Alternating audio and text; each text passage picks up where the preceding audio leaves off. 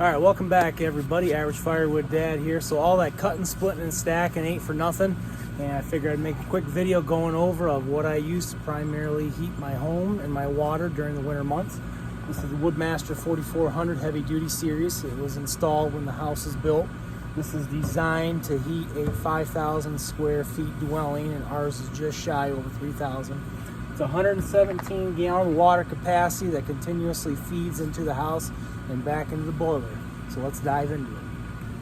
All right, so just what is this thing? So this is an outdoor wood boiler or furnace, however you want to phrase it. And basically it converts wood into heat energy. And to put things in perspective of just how big it is, I am 6'1", and it is just a couple of inches over me. So without getting too technical, basically the design of it is, it's a firebox.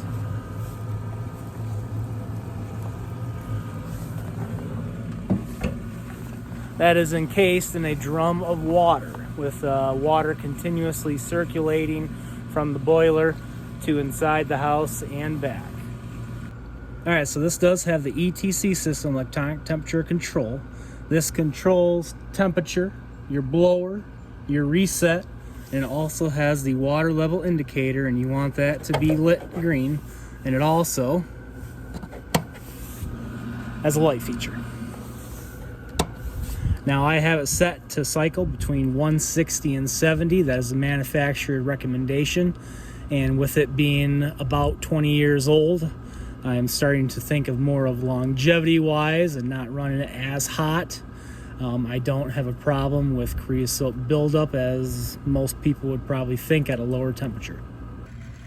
All right, so we're at the back of the unit, and this is where the circulating pump is. And this is pumping 24/7 continuously into the house and back to the boiler. And a neat feature when it was installed is they had a valve placed right here on the supply line. So in the event of a pump failure, which I had about 2 years ago, simply all you would do is unplug it, shut this valve, take off your pump, and I had another pump ready, and I mounted my pump on, opened up my valve, plugged it in, and I had my boiler up and running in about 10 minutes. So this thing is it's pretty big. It can fit a lot of wood in it. I can put up to about 3 feet length in logs, which I'll do during the colder months. I'll put a bunch of split wood on the bottom and then a couple big logs on top, just so it has a little bit more of a longer burn. It goes through quite a bit of wood. I mean, this is a larger dwelling, so it's the demand for heat's a little bit more. So, all right, now with all that said, let's head inside. All right, so we're inside my basement. This is where it comes in. It comes through the basement foundation.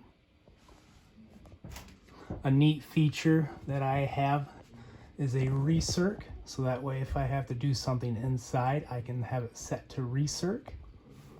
So as the hot water travels in, it goes through a water-to-water plate exchanger, which heats my hot water for the house.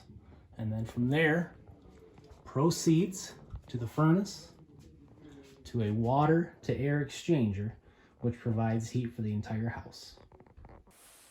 All right, so basically, hopefully that covers everything on what I do to heat my home and my water during the winter months. Later, I'll probably put out a video going over strictly just maintenance and how I maintain it throughout the year and throughout the winter months. So thank you.